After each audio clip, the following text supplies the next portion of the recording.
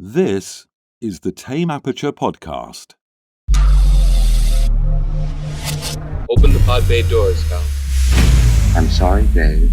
I'm afraid I can't do that.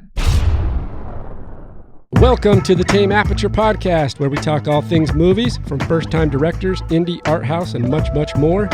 Today on the podcast, we look into the 1982 film from Academy Award-winning director Kathryn Bigelow and her 50s biker film and directorial debut titled The Loveless, starring William DaFoe in his first appearance on the silver screen.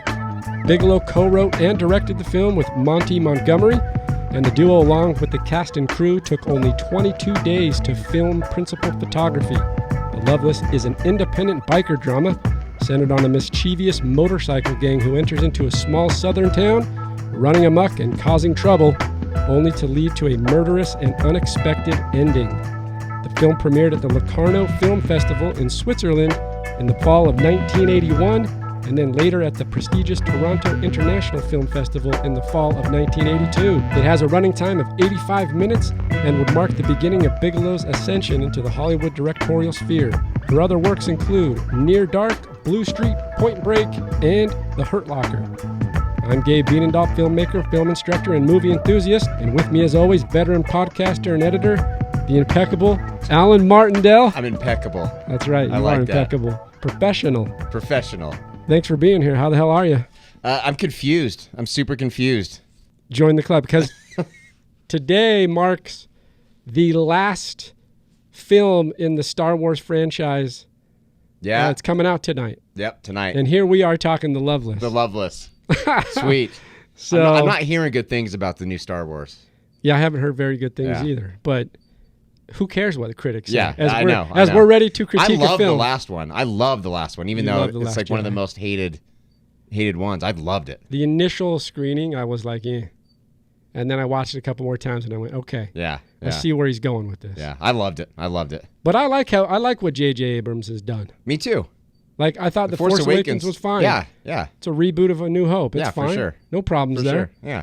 Although it's not quite a standalone. Like, A New Hope is a standalone film. Definitely. Whereas The Force Awakens is definitely reliant upon the serial approach of the follow-up. For sure. But it was still good. Yeah, I liked it. Yeah, I think he'll be fine. Yeah. I don't know. I'm not. Nonetheless, Star Wars comes out tonight, but here we talk The Loveless by Kathryn Bigelow. Now, I chose this film because I thought so far in every movie that we've watched in the podcast, I've seen it at some point in history. This one I hadn't seen, but I kind of wanted to look at female directorial debuts. And for whatever reason, the first thing that came to mind was Kathryn Bigelow, because she directed Point Break with Keanu Reeves and Patrick Swayze, which I love that movie. It's a great movie. I've always loved it. I haven't seen it in a very long time. I don't know if it still holds up, but I just remember loving that movie. Does it? It still holds up. For me, it still holds up, and it's always on cable. So yeah, it always is. You can like watch it on cable, but I thought, was that in my head, not knowing that her history, I thought, is that her first film? So I'm like, let's do one of hers. So I chose her. Right. And also her being an Academy Award-winning director. I thought, she's got it. Okay, let's go see what she did first. Good choice. And then we got to The Loveless, and we started watching that. So tell me about those initial impressions, because you said you seemed confused. I'm just confused. I just don't understand. Why? Like, nothing happens. I went in fully expecting to love William DaFoe, as usual. Yeah. But even it's just the cartoony dialogue. I feel like I was watching Grease or like West Side Story or something. Yeah, they're definitely trying to hit on that 50s era, where it takes place. But is that really how these bikers talked back then? Like that?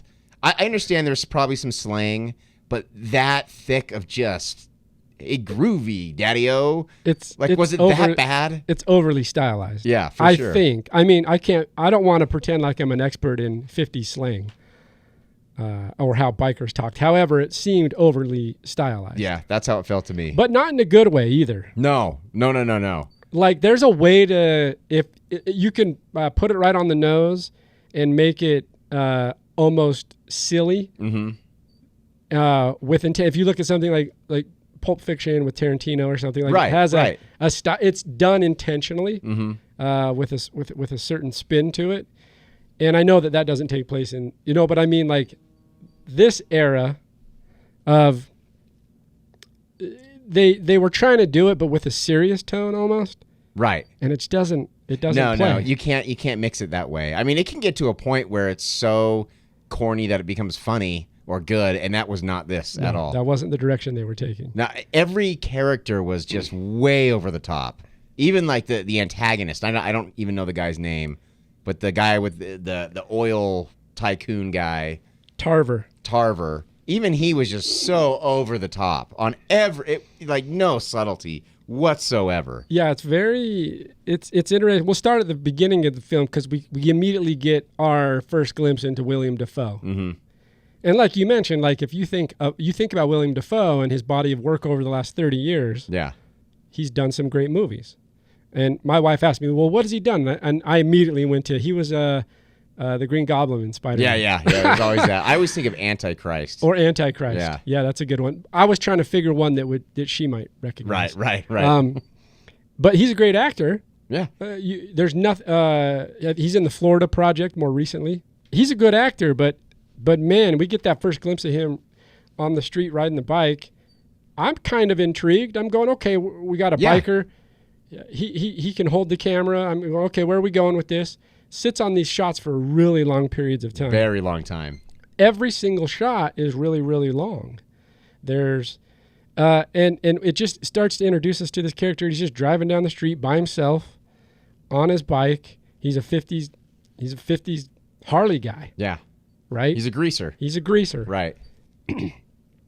And it's just very slow at the beginning of the film. It just doesn't. He gets to. I'm laughing because at the beginning of the film, and the middle of the film, and the end of the film, the ending will get to be. But I think this is where it kind of starts to elevate a little bit. Okay. At the end. Oh yeah, and I'll explain. And when you know why, but like the opening scene, it's him driving, and then all of a sudden he sees a desert. No, what's the fucking word? Broken down car on the side of the road. He pulls over. And I actually like this scene. The scene was actually pretty good. If it kind of would have continued in this ilk, I would have enjoyed it a lot more. He pulls over and basically offers initially. There's a woman driving. She's by herself. The car's broken down. The greaser biker stops. You think, okay, this can go one of two ways, or really just one way in my head. Mm-hmm. This is going to start this film off with some kind of rape scene or something. That's what I thought. I thought it was either going to go that way or it was going to do like an Easy Rider thing where it's kind of subverting your expectations of the bad boy really is not as bad as you think they are type of thing. I wasn't sure which way they were going to go with it. Play the counter approach. Yeah. Of the guy, the don't judge a book by its cover approach. Exactly. But he gets out and goes over and he just pops the trunk, pulls out the jack, pops the wheel, while the woman's in the car starts jacking up the car to fix the tire. Right. And I actually kind of like the dialogue that went on here a little bit. Yeah. Because it wasn't over the top. It was just his answers were kind of cool. Like it was just she asked him questions and he just like kind of one-word answers, but they're really like kind of vague. And you could tell he was kind of building that mystery, and she was kind of first she was scared of him, now she's a little intrigued and probably a little attracted to him. And I thought it was kind of cool. And like I said, if they would have continued in this ilk, I would have enjoyed the movie a lot more. Yeah, that's interesting because the tonality does change a little bit later. And in this first scene, it's not forced. He is laid back. It seems like a conversation that can actually resonate. It's real. Right. And he helps her fix the tire. And then it does take a little bit of a spin. Yeah, because he's fixing the tire, and you think he's just doing a good deed. Yeah. He's not doing a good deed. Yeah, he's a good Samaritan on a bike. Exactly. No, I think he just asked her how much you got. Yeah, he asked for money, and she pulls her wallet out. She's feeling like she owes him something, so she gives him some cash, and then he counts it for a second, turns around, and quickly grabs her wallet and starts taking all the cash out of her wallet. Yep. So it's kind of this contrary positioning where he is providing a very generous service to someone who's stranded, and then at the same time robbing them. Yeah, exactly. So then the tonality changes a little bit too, and he kind of falls back in line with what you might stereotypically think of a bad boy. Right. You know what I mean? Right. So, and then it takes another turn because after he takes the money and he throws the wallet back in, he just goes in and starts kissing this girl. Right. And filling her up. Feels her up, sexually assaults her. Yeah, it's a complete... Straight up. Right. What's going on? Right. What is happening? It doesn't make it doesn't make any sense. You have to explain to me who made you watch this film. Who made me watch it? Yeah. You made me watch this film. Because you made me watch this film. I'm trying to figure out what the hell's going on. It sets him up well, saying that he does whatever he wants, basically. Yeah. And he's only out for number one. He's looking out for number one, and that's it. And he'll do whatever he wants. And that could be provide service to someone. Yep. That could be sexually assault them. Right. That could be rob from them. Right. But he doesn't take the assault further. He just leaves. No. He kind of laughs and leaves. He goes in for a quick French kiss and fills her up and then leaves. Yeah. And takes her money. He doesn't rape her. He just robs her and drives to the cafe. And he's done. And then What the hell? This era is confusing too. So this is like the 50s era. Like it's like I don't understand it. Right. Obviously, it's well past my prime. It happened 70 years ago. So I just don't understand the motivation to this character. He's just aimlessly wandering, right? Yeah. Arrives after this scene, he just arrives at a bar and has a little bit of a flirtatious fling with the waitress there. Right. And the conversation there is weird too. The whole thing, like you mentioned, the dialogue is strange because it like pauses and then he takes a breath and then he delivers another line and then he says, "Get me some food," or whatever it is. I don't even remember the direct line, but it's just very clunky. He just says, "Scramble them." That's all he says. Yeah. She gives him coffee and he dumps like half the bucket of sugar in his coffee, bucket of sugar. That's funny. I noticed that too. He just I just like, God, that's got to be terrible. Yeah. And then he just says, "Scramble them." Yeah. Yeah. But we know what he's talking about. Yeah. Like it's kind of cool at this point. Like it's kind of like, okay, all right, I can jive with this. I can get down with his. I don't get any here. of it. But it just gets so cartoony. And also the shot. Yeah. So you have this high angle shot in the back, and it just sits for like 2 minutes. It's like they didn't get enough coverage or There's something. There's no change. There's no emphasis. It's very like plain. Yep. And I'm kind of just waiting for something to happen. Right? Yep. Exactly. Literally, I'm waiting for even a cut or a change in the story or a new character to enter. It's just kind of confusing up to this point. I just don't get it. And she brings out the food, and then eventually you get his crew. His crew arrives. Yeah. Right? And he's already pissed that they took so long. And he had time to outrun them and change a tire and fill someone up and eat his breakfast, and then they arrive.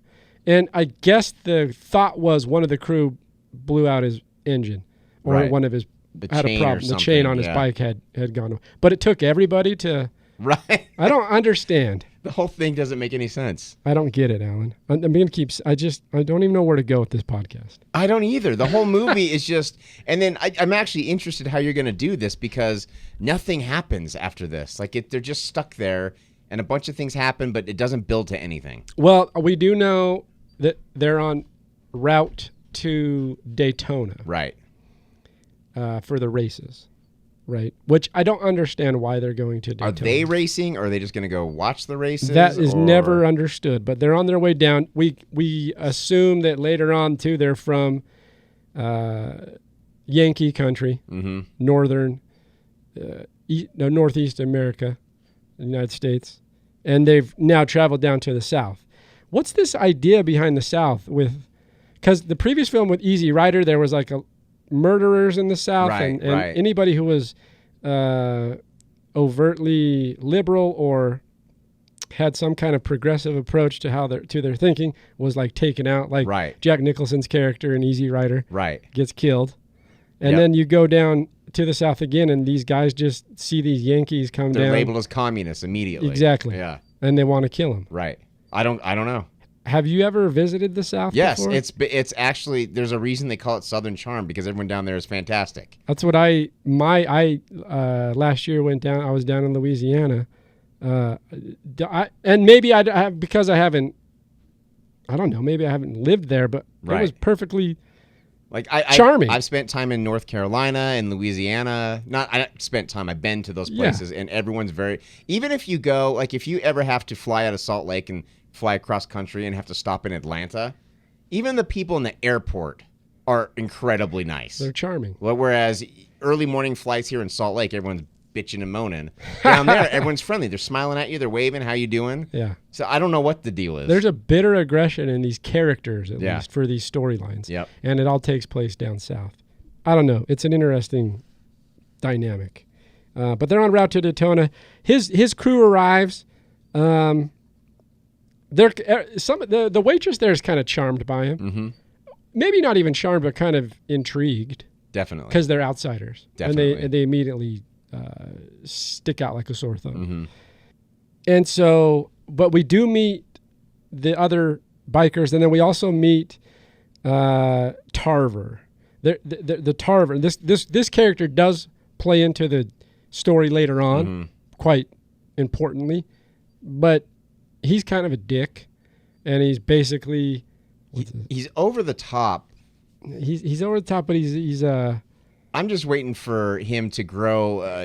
He's just a mustache away from being like a super villain, twisting his mustache and like with a top hat. Yeah. He's it's that. cartoonish. Yeah, it's very cartoonish. That's the perfect way to describe him, and has complete aggression towards these bikers from the get-go. Towards everybody. He's very aggressive. Just and an asshole. I think you painted it perfect, which is he's very much got that cartoon vibe. Right, Yeah, right. over the top.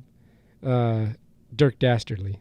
Yeah. And I know? can't remember what he says to the people even in the diner, but just a total dick to them. Yeah. It's just unbelievable. It's an introduction to his character, but once again, doesn't really take us anywhere. I'm bored at this point. I'm trying to figure out. I'm trying to figure out what's going on. That's very well said. But ultimately, they ask if there's a garage house nearby where they can go tune up their buddy's bike. They can fix the chain, the engine, whatever it is they need to fix, so they can continue on their way to Daytona. And they mentioned that there's a garage house a few miles down the road. And so William DaFoe's character jumps on his bike. His character's name's Vance. He jumps on a bike, rides down there, has an interaction with the owner. Right. The owner says, okay, make it $20. If you're going to be here for the day, you can use my garage. And he says, okay, and then goes back to the cafe, meets with his buddies and tells them they basically got a place they can fix the bike. And can I say this? Because this thing happens a couple times. What is so badass about drinking a bottle of Coke? Because these greasers love to go to that Coke machine and grab a bottle of Coke and like just drink it with their foot up against the building, just like putting out the vibe. It's just, I don't understand. It would be one thing if Coke sponsored the film. Right. And notice, too, one great thing about the 50s is that Coke only cost them a dime. That's true. I know. I noticed So that. maybe Yeah. that's why they kept going back, because yeah. it was cheap. This whole thing just felt like a Stephen King novel, because this is the kind of environments he writes about, and that's the kind of dialogue he writes, like just so cartoony and ridiculous and over the top. Yeah. And it really felt like, I don't know, just like a Stephen King thing. I thought it felt uncertain, too. It's like, look at these. They're unclear on what they're even trying to do. They're like, we had managed to scrum up some money and we to find some investment. Yeah. And here's a story about a biker gang that goes, and supposedly based on some research, it's also based on a Marlon Brando film called The Wild Ones. Oh, is which it? came out in the 50s. Okay. And it's about a gang that goes into a town, and Brando's character, there's another gang comes in, and there's a little bit of a scuffle, and Brando's character falls in love with the sheriff's daughter, and like it's this kind of the Outsiders vibe. Sure. And that's kind of apparently what part of this movie's based off of. But it almost still feels like they just like scrummaged up some financing. And also, what's with the co-directors? Yeah, I didn't understand that either. Like, and let's just call him out right now. Like, who's Monty Montgomery? I've never heard of him, but from what I understand, I mean, I didn't do a whole lot of research, but I read a little bit about this. It sounds like really it was Kathryn Bigelow who directed it. Yeah. And for some reason, they threw this guy's name on there too. I wonder if that's a weird...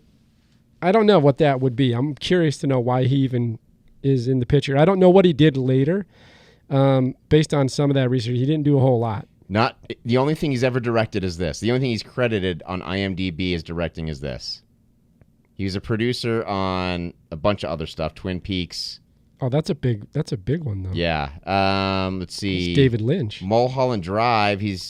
I think he was an actor in Mulholland Drive. So he's got some kind of tie-in to David Lynch. David Lynch, yeah. That makes sense because I actually love David Lynch, but this film has a little vibe of a David Lynch in a way that it's overly stylized and like it's not as well done. For sure. I really enjoyed Twin Peaks. It's so obscure and so different.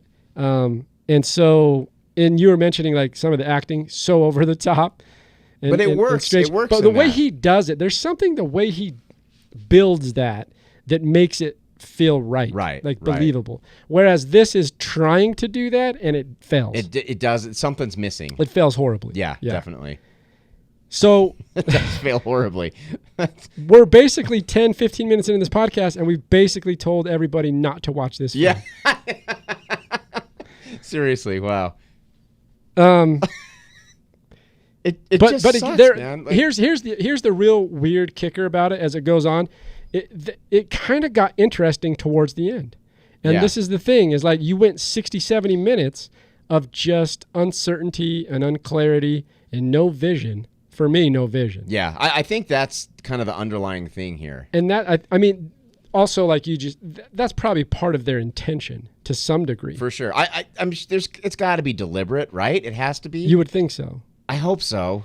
Also, it's her first film out of, like, she went to Columbia University.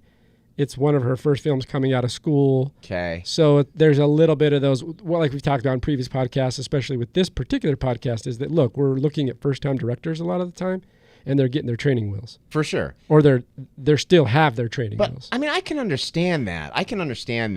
But to me, there's no excuse for this movie.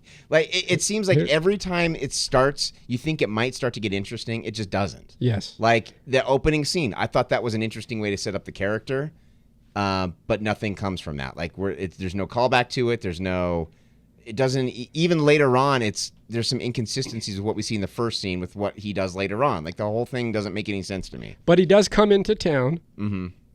And at the end, and we'll get into it, he leaves town. So it's just like, he comes into town, stuff happens, and he leaves. Right. And part of the stuff that happens is they go to fix their the bike that's broken. And while they're there at this garage house, Telena comes in. Telena is, we've come to find out that Telena is this young girl, but she's Tarver's daughter. We come to find that out. Tarver is once again the guy that was in the cafe, who was a douchebag, the Dirk Dastardly kind of villain-esque type guy, you know. And then we see him at a gas station later on where he's yelling at some guy who buys his gas from, I can't remember, but he's just over the top. He's over the top. But Telena is his daughter. Right. And while they're fixing the bike, trying to get back on the road so they can get to Daytona, that's the other thing. Like, there's no urgency. They're like, we got 2 days, man. Yeah. We'll just take it easy. Cool out, Daddy-O. Cool out, Daddy-O. Have a cigarette. Yeah, exactly. And a Coke. And a Coke. But Telena comes in and she's driving this real nice hot rod, this real nice car, I should say. And I'm not a car guy, so I couldn't even explain to you what car it was. But it's this nice red, beautiful sports car. Mm-hmm. And she pulls in and she's like very flirtatious and she also looks extremely young. Yeah. And starts flirting with William DaFoe's character. Right. And before you know it, he's like, what's it going to take to ride this car? You know, and there's some sexual innuendo too, like in the dialogue. They start talking, and he's like, you know, talking about he'd go to jail if he got in this car with you. Right. He's referencing the fact that she looks young. Yeah. She's jailbait. She's jailbait. Totally. And so... But again, I did like her response. Like, to me, there are these moments where the dialogue actually kind of works, where it's like, yeah, that's kind of cool. As much as we're shitting on it, there are right? some moments that it clicks. Where he goes, what's a guy got to do to drive that car? And she just says, turn the keys. Yeah. And that's kind of cool. Yeah. I like that. Yeah. But it just, it gets lost in the wash of just the cartoonishness of the rest of the dialogue. So there's our one highlight so far. Yeah. There's a line of dialogue where she says, turn the keys. Yeah, exactly. But he does. They end up, he gets in the car, and he just starts driving down the road, driving down the highway, and then they having this conversation back and forth, and she's telling William DaFoe's character, she's telling Vance about how her father essentially calls her a prostitute or a hooker because she flirts a lot and has sex a lot with boys. And do you know what I mean? She says, I just tell him it's a talent. Yeah. You know, if you think about Telena's character, like you're saying, she's actually the most intriguing character so far. There's no doubt about it. I like the gang. If you look at the gang, his group of greasers, I couldn't even tell you one guy from the other. I know there's a guy that doesn't wear a shirt, and that's it. That's one guy with really big mutton chops. She's the only one that's very memorable and intriguing, and you want to hear more about her. And I think a lot of it comes from when the story she tells about her mother, how her mother killed herself because she couldn't stand being with her father. Essentially. Because he said one day he's going to give her a smile from ear to ear. Yeah. Which is a line or a line from, I swear it's in Dark Knight. I think it is. Because that's exactly what I thought of. I thought of the Joker. Isn't that funny? Because they're in the car, so they're driving in the highway, and they're having this conversation, and they're talking about her mother killing herself. They're talking about suicide. So then becomes that's when, so up to this point, 30, 40 minutes into the film, nothing, but Telena comes in and we get a little more intrigue. And she says that line, that the ear-to-ear thing, and I just kept thinking Heath Ledger in Dark that's Knight. what I kept thinking too, for sure. That's a still. That's a direct pull. Yeah, totally. I swear that line's almost verbatim. It's kind of an obscure movie too, so yeah.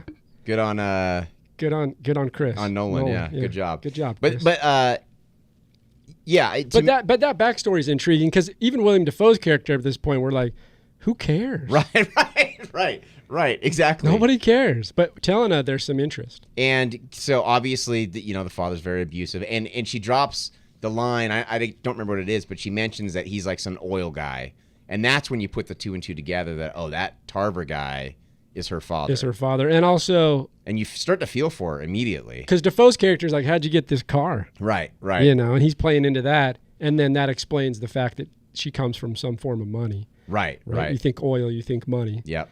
So she's... But then they're flirtatious throughout. We learn about her mother, and basically DaFoe's character is like, let's get some beer. Yep. I want some beer. Where do I go? Right. They go to... a store, they grab beer. There's a reference to some racial, there's some indifference. Right. And again, here I thought it might get interesting. I thought there might be some conflict or some tension. Nothing happens. Yeah. Nothing happens. I kind of liked it though. He walked in. Too. They just like ignored him. Right. Exactly. They were like, everyone else sees him and they're like, oh, this dude's trouble. Yeah. They just don't give a shit. They didn't care. Yeah, they're playing their card game. And they sold him the beer, and then he left. Then he gets in the car, they drive back, and he just starts drinking in the car, no big deal. It's the 50s, whatever. He's a biker, he does what he wants. We already know that. He's drinking his beer in the car. And then really, Alan, to be honest, the biggest thing for me is that without covering anything, I don't even know if there's anything to really cover other than ultimately they end up in a hotel room or a motel room having sex in this weird shot. That was a very weird shot. Because it's on the, and then it cuts to him, and he's laying on top of her. They're just both butt-ass naked. Yeah. And he's just laying on top of her.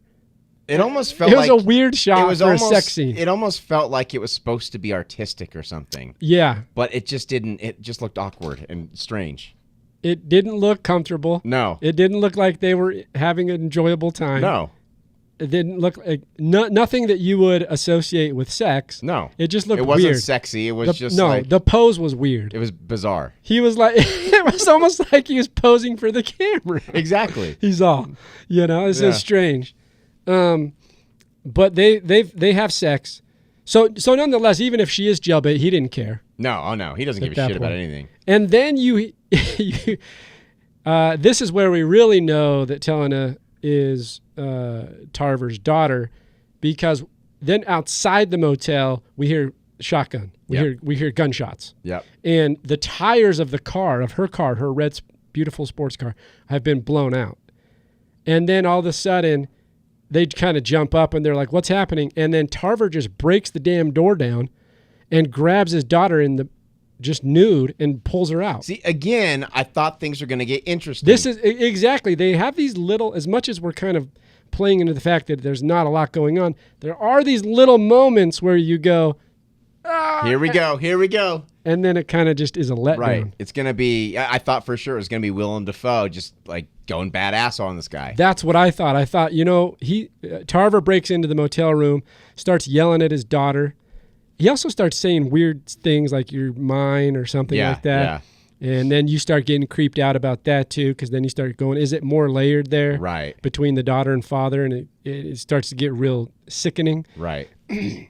But I also thought the same thing, which was like DaFoe Vance is gonna kick some shit up. And then when he starts pulling her out the door and she says, "It's nothing you haven't done to me 100 times before," then you know.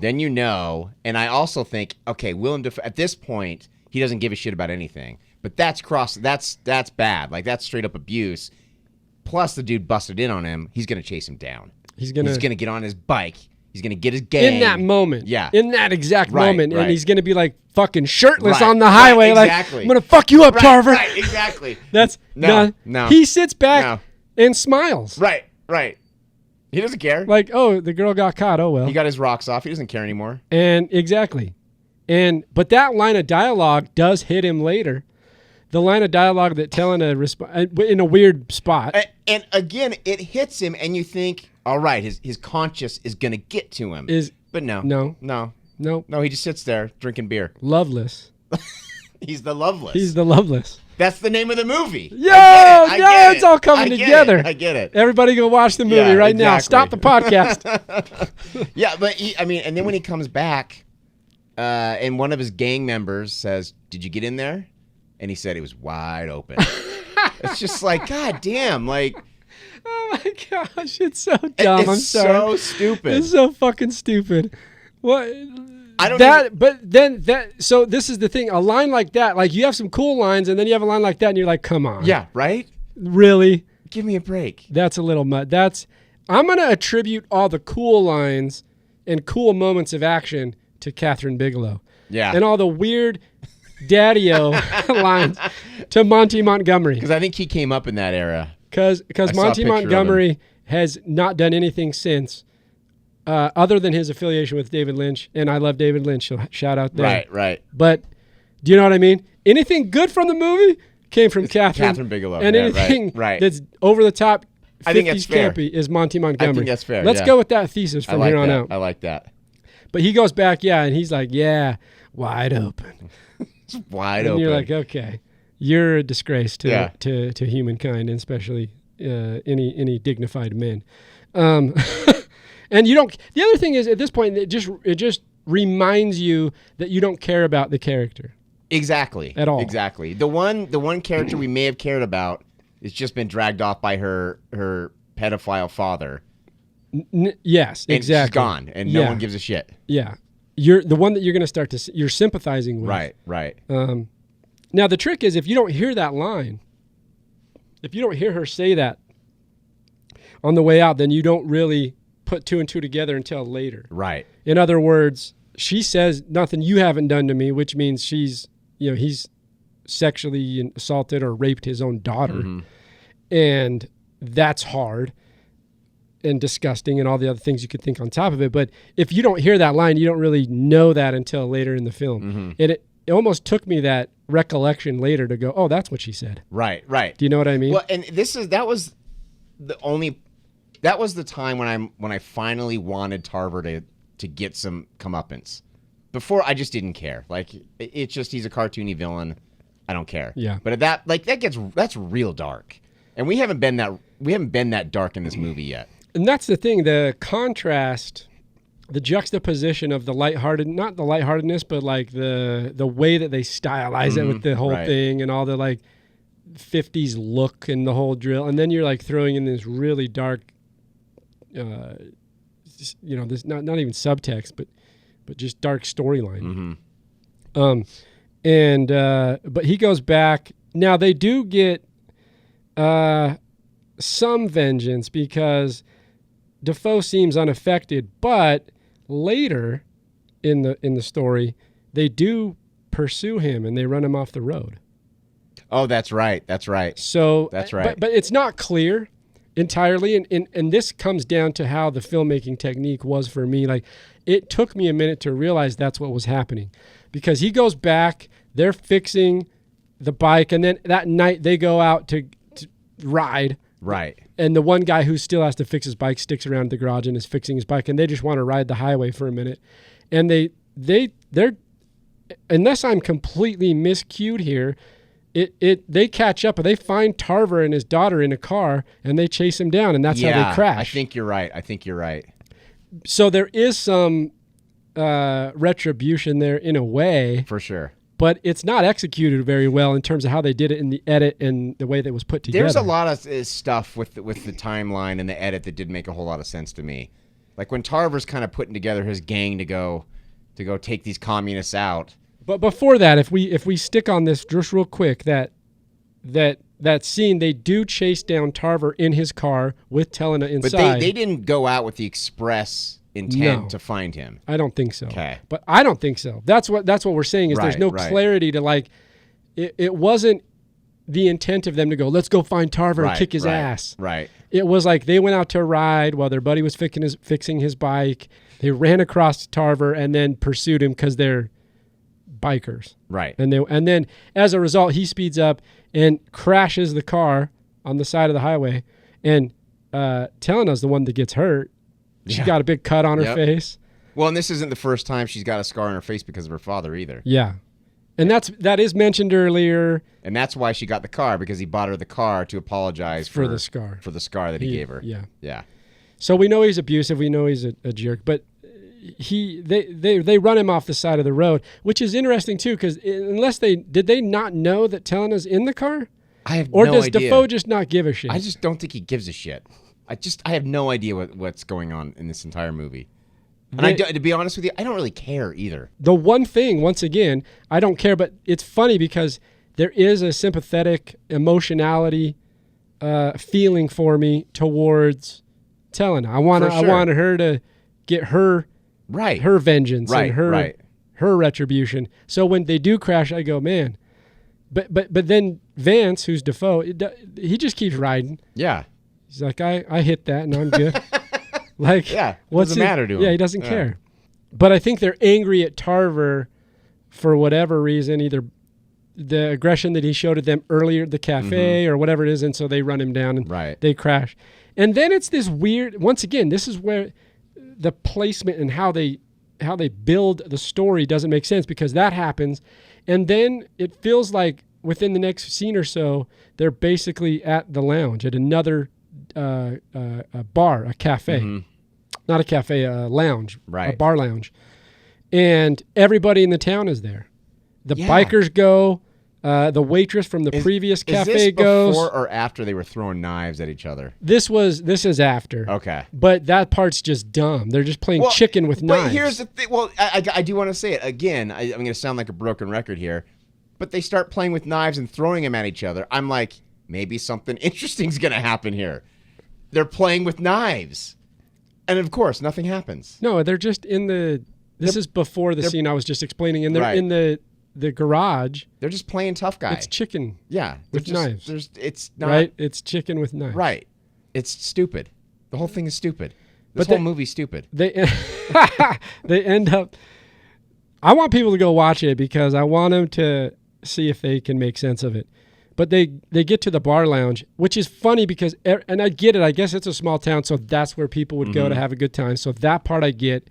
But basically everybody's there, the waitress, Tarver, the bikers. Tarver comes up and is like, hey, no hard feelings.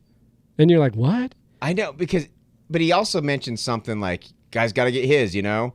It was something along those lines, another creepy line. Yeah, he does say to the guy that just had sex with his daughter, right? A guy's got to get his. Right. It's disgusting. disturbing. Yeah, it's terrible. But then, did they even show Tarver's face?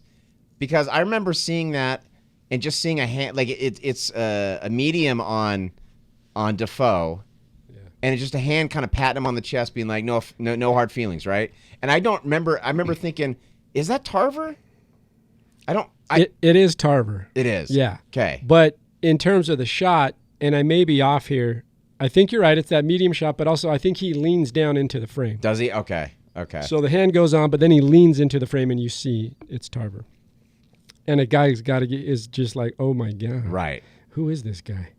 But they all congregate at this lounge, and it's just weird. It's like there's a dynamic between there's like the town, the people in the town, the bikers, and the waitress who kind of had a flirtation with DaFoe's character earlier is there, and then she starts doing a striptease. Where did this even come? Why is she doing that? I don't understand. But the men in the lounge, they're feverish for her. Oh yeah, they're like going crazy. They're going crazy, including a couple of the bikers. Yeah. Well, and then it's cut into the couple outside. So let's talk about that real quick, because one of the bikers is a female.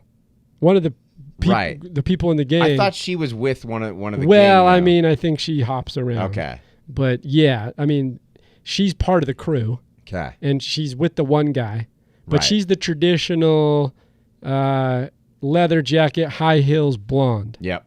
From the 50s, right? With the pony. Yeah, the rockabilly chick. Yep, yeah, exactly. For sure. Exactly. And she's kind of a flingster. She goes around, does whatever she wants to, because while that's happening inside with the striptease and all the guys are distracted by this woman, outside, she's just randomly run across some dude, and she's getting felt up. Yeah, like they're getting busy. They're getting real busy. Yeah. And so I don't get it. What was the point of that? I don't know. I don't know. Back on the inside, it feels like I'm trying to break a detective case here. Well, back on the inside. Because they keep going. The way it's cut together, it looks like there's something gonna happen, because it's from outside to inside, inside. Like it just keeps cutting back and forth as if these scenes are related to each other in some way. Now there is a little, and then it cuts also back to the garage house where the one guy is fixing his bike, and a bunch of locals pull up in a truck, a bunch of redneck locals, and start yelling at him. And then again, I'm thinking, okay, here we go. Something's going to happen. It's going to go down. No. They race. They race, that's right. They race, and he says, I'll beat you on my bike. Yeah. And then they race, and then he wins, and then it ends. They're like, how fast does that bike go? And like, no car can beat it. Yeah. That's it. Yeah. Cool. And then cut back to woman getting felt up, cut back inside to the bar lounge of Tarver now. He's kind of crewed up a guy. Is that his brother? I have no idea. He's trying to convince another guy at the bar. It is his brother. To help him take out these bikers. These communists. He'll even let him be a partner in his business. Yeah. He's trying to entice him with money and, right. and resources. And so he's trying to crew up to take out DaFoe and the bikers. And then again, I'm thinking, okay, it's going to go down. Shit's going to happen finally. Now, this is where it starts to get there. Now, here's, up to this point, no reason for the movie to have been made. Yeah. If there was a reason, it was all telling his character, because there's something there in her build in her arc as a character. But up to this point, nothing happens, except now when Tarver starts building his crew. Now they're starting to get something going. Right. And the bikers are in the outside. Tarver goes into the bathroom, right? Goes into the bathroom. And while he's in the bathroom, one of the biker guys come in. And he starts peeing right there. The biker starts peeing in the urinal, and Tarver's like looking at him strangely. It wasn't even like a thing of like disgust or like I'm gonna kick your ass. It was a thing of like a weird pervy look. Yeah. He's like looking over in the urinal, like right. the guy in Ace Ventura. Nice pull. Like what's going on? It was a bit creepy again. I'm like, okay, now Tarver. Yeah. Anyway, so but then it cuts back outside to the bar lounge from the bathroom, and the scuffle that supposedly ensued is now Tarver pulling one of the biker guys with his pants down. Yep. And a gun. He has a gun, right? Yeah. And he's gonna take this guy out, and his pants are down. It's just a weird scene. It's poorly done. It's poorly executed. That's what I mean. The development of the scene doesn't. It whole just thing happens abruptly. Yeah. I don't even understand it. Especially considering it feels like the whole movie was building up to this. And that's what I'm getting at. Is it does start to generate a little bit of interest for me, because now I'm going, okay, at least you got a guy with his pants down and a gun out. Right. It's a precarious situation. It's a precarious situation. Yeah. And we know that Tarver's a dick, and he thinks these guys are communists, and he might do something radical, something crazy. And we want the bikers to take him out. At this point, yeah, then we do have a little bit of motivation with the bikers. Mostly the bikers we don't care about. Right. But in this particular scene, we've kind of sided with them, and we want them to take Tarver out. Right. And then one of the bikers pulls out his gun, and he shoots. And the assumption is that biker that shot, he shoots at Tarver, and Tarver gets taken out. You can see him fall over. He's been shot. Yeah. And the assumption is, that he just got taken out by the bikers. Tarver's dead. Yay. Yeah. No, really, that's what I want to be like, yay. But honestly, when it happened, I was like, that's bullshit. It should have been William DaFoe to take him out. That's what I thought, too. It can't just be a henchman. Like, that's stupid. It's got to have our main protagonist do it. Yeah, I agree. I was like, I want him to take him out. Right. But Tarver falls over, and then in all the chaos in the bar, everyone's screaming and running because guns are you're getting shot, and then it cuts to the doorway, and it's Telena with a gun, which I really enjoyed that. That I love that twist. Of course we did, because she's the one character that we care about throughout the whole film. Right. Nobody else we care about except for Telena. Exactly. So they actually did it right here, which was like, thanks, Kathryn. Right. Monty wanted to have the random biker take out Tarver. Right. And exactly. And Kathryn was like, no, we need to have Telena have some retribution. Kathryn was like, Monty, come on, man. You cannot do that. I wanted to be in on those directorial discussions on what to do. Because Did they write it together? Yeah, I think so. I think they both got co-writing credits. So, God. But this is a part where you go, whoa, that was a bit unexpected. And you start to feel like, good, I'm glad she just killed her own dad. Yep. Whoa, that was a bit of a shock. They actually played it well there. They did. And so Tarver's dead, and Telena's there with the smoking gun. And I'm thinking, okay, now DaFoe's character is going to go and be like, hey, show some sort of emotion. And he just sits there. Throughout this whole thing, and then meanwhile, the rest of the gang is shooting up the place. Yeah, everyone's going crazy and having a great time doing it. People are running around. It's just cats are flying, babies crying. Right, exactly. Yeah. It's just going nuts. And DaFoe's sitting there. He's just sitting there. Is he the Loveless then? He's got to be the Loveless. What is that? He is. Okay, I'm just making sure that he is the titular character. I think he is. Okay. I think there's no doubt, because he just doesn't give a shit.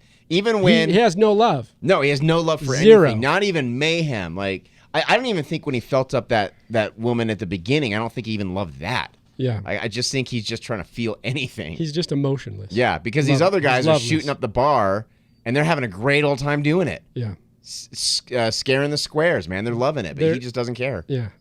And then, so I think Telena at the doorway, the smoking gun, killed her father. I'm thinking DaFoe might do something. He doesn't. He sits there. Then it shows Telena walk out of the lounge, go get in her car. And then it shows DaFoe finally come up to the doorway of the lounge and look at her. She gets in her car.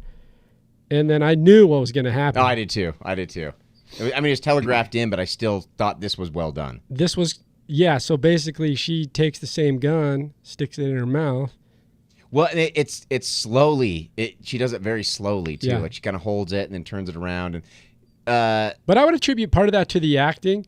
Like For sure. I thought that, like you said, it was well played. This is one part that's well played, which is like it's slow, and the pacing actually in this particular scene is well done because it builds that tension and anxiety. it was a lot of suspense, and I was honestly kind of feeling a little anxious at this point. Yes. But of course, DaFoe's sitting there watching, not doing anything, not trying to stop her. Doesn't try to stop her. He knows what's going to happen. Yeah, yeah. And she slowly puts the gun and kills herself. Yep, And he just sits there. yep. And He jumps at the gunshot, but that's it. yeah. And then, so now she's gone. And then it basically just cuts to the biker gang riding out of town. The one dude's apparently either he's got his bike fixed or it's now they're leaving. Because the last shot is just this. It's actually a nice little Yeah. shot, like a nice crane shot up, and there just shows 1, 2, 3. All the bikers driving off onto the highway. Yep. And That's it. That's the Loveless. And they must have made it to Daytona.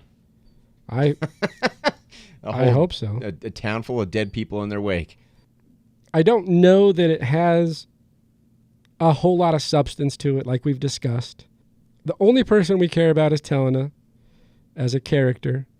The soundtrack is it's kind of interesting. It's rockabilly It's rockabilly kind of stuff. type stuff. Yeah, And like so doo-wop. it fits into Yeah. to the story. This is William DaFoe's debut role Man, I'm glad he kept acting after as this an one. actor. I'm really glad because this was... He just did... I just don't think he had a lot to work with. No. I don't think there was much there. He didn't have a lot to do. To me, it was... Obviously, back then, they probably didn't know the talent they were dealing with, but he's far too talented for a role like this. I was not from DaFoe. I thought DaFoe was okay for what was given. Mm-hmm. I was kind of anticipating a little more from Kathryn Bigelow. Oh, of As a course. director, of I was course. kinda thinking- When I saw she directed it, I was like, okay, this will be good. Yeah. Especially because she does a lot of action stuff. She's an action director, And mostly. for something to be so slow and boring like this, it's surprising that this was her start. And it's also surprising that there is, like we mentioned, there's no coverage. So like every shot, by the way, that you watch is like 2 minutes long. Yeah. It's just Yeah. one single shot, Yep. 2 minutes long. I think we can sum it up this way, Alan, which is basically, here's a little thing. The film was originally titled US 17 after the highway in Georgia where it takes place. Okay. Okay. Then distributors renamed it Breakdown Okay. for its world premiere at the festival in Switzerland. And then upon its final release, it got titled The Loveless. So here's why I say this, is because I think the movie is as schizophrenic as the naming of the titles. It really is. It really is. It's all over. It is. It doesn't have any concise through line. There's no emotionality to the No. characters. No. I get now that makes sense. If that's is there a reason you want to make a film about that type of a character? Yeah, it just didn't feel like there was any burning desire to tell the story or to make it interesting. Right. It was just I don't know the point. I don't know the point. I wish I could have something intelligent to say about this, but the whole time I was bored. I was checking the time remaining, and I was just trying to get through it. And thank God it was only an hour and 20 minutes or whatever it was. Thank God. It's 85 minutes. 85 minutes. Thank God. Yeah.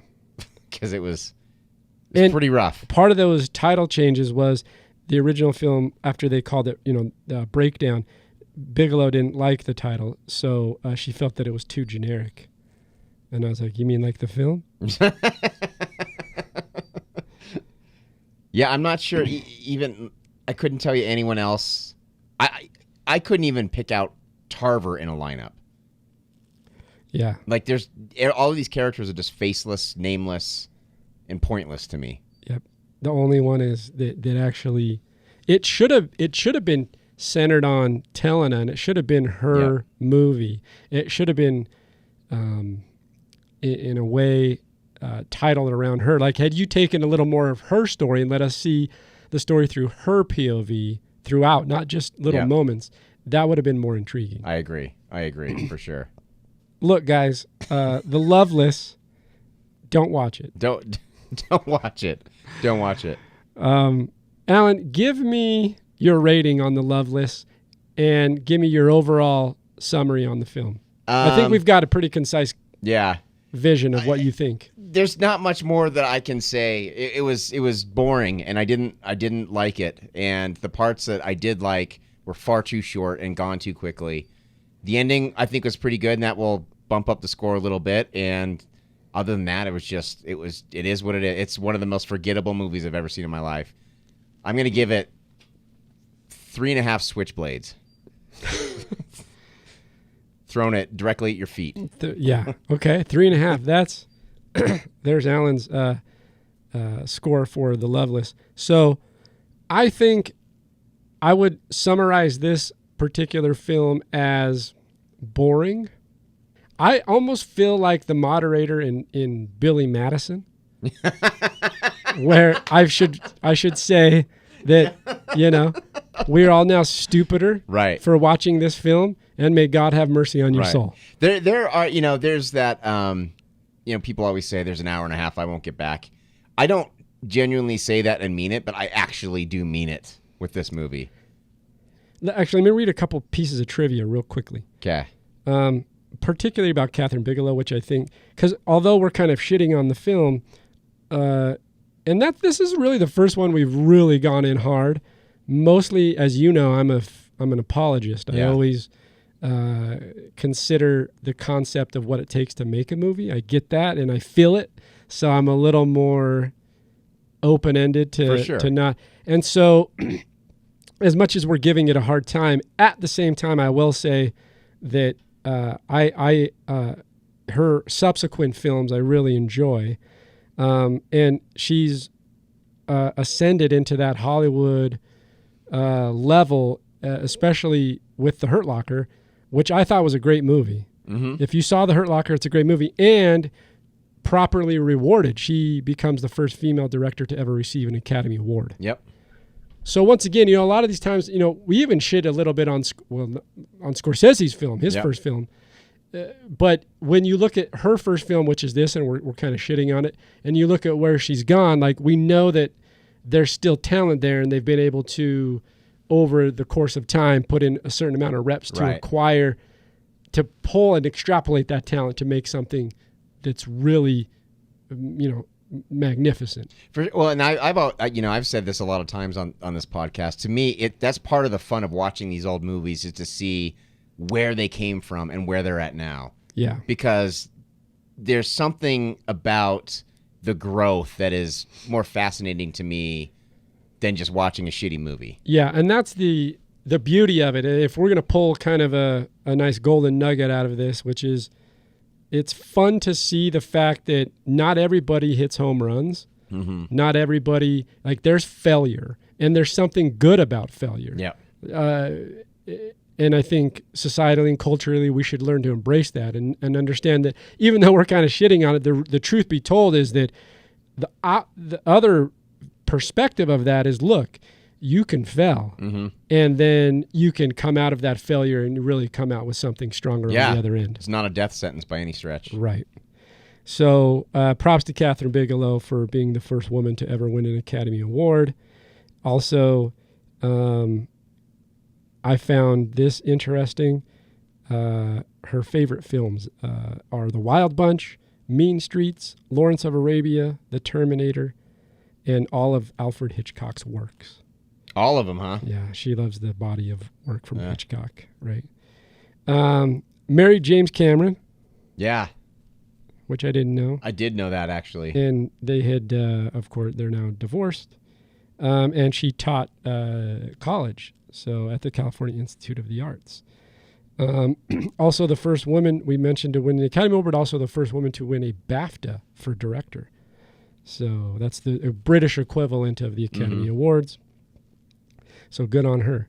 And I will say this, go and watch Point Break because I love Point Break. Point Break's great. I'd rather done the podcast on Point Break. Oh, for sure. Because I could talk about P. Swayze and Keanu Reeves for 2 hours. For sure. What's his name? Johnny Utah? Johnny Utah, baby.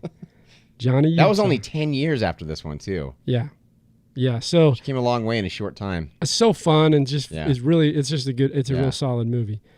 Real quickly on the ratings. So I'm going to go ahead and give this a 3. A 3? Wow. I had to undermine you. That's crazy. I had to undermine you. Wow.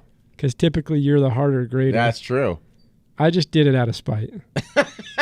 Well, going 3.5, I was like, that might be a bit too harsh. But the more I think back about it now, I think might be a little generous. You know what also happens in these podcasts is we talk about because it's funny because like with Easy Rider, we kind of came into Easy Rider and we're both a little bit on the low scale. And then as we started talking through the film, we started our score started to grow. Oh yeah, I think it was just all the Dennis Hopper stories you were telling me. The Dennis Hopper. Dude, man, that guy. Fantastic. He's amazing. But I think similarly, now that we're kind of getting in, and not that this isn't what we talked about, it is. Right. But like, it's only kind of validated in my head about how I felt about it. And so I don't feel like I'm coming in extremely low. I just think I'm coming in fair. And what's interesting here is that I can't find this movie on Rotten Tomatoes. That's how bad it is. It's so bad that Rotten Tomatoes doesn't want to have anything to do with it. The movie's basically not on Rotten Tomatoes. They have all of her other movies, but not this one. I can't find it on there. I can see a rating on IMDb. So IMDb has it at a 6.1 out of 10. I don't understand it. Out of 1,300 reviews. That's... Wow. See, I swear there's a bias to good directors. When people look back at their old works, I feel like they give them the benefit of the doubt and maybe a little bit more credit than they deserve. I mean, we definitely are not doing that. Yeah, here. we're definitely not doing that. But just like, look who's knocking at my door. Like, I just don't believe that people loved it as much as they say they do. I just cannot believe that. Yeah. But look, I think one thing you can take away from this is it's not on Rotten Tomatoes, which means it's that bad. And they won't even grade it. That's what it is. Rotten Tomatoes looked at it and said, Nah, let's not even post it. That's crazy. That is crazy. So Alan's got it at a 3.5. I've got it at a 3 out of 10. I would just say, like we said, look, the growth pattern as a director is there, but the film overall just doesn't gel together. It just doesn't entice me to want to continue to watch it past the first 15 minutes. Yeah. Until the last 5 minutes of the film. Yeah. What I think it could have been, quite honestly, is a short film. It could have been a 10-minute film and constructed the story the way they did and ended it the way they did and did all that, and it would have been just as good, if probably better. Like, it would have been more intriguing in a short form. Absolutely.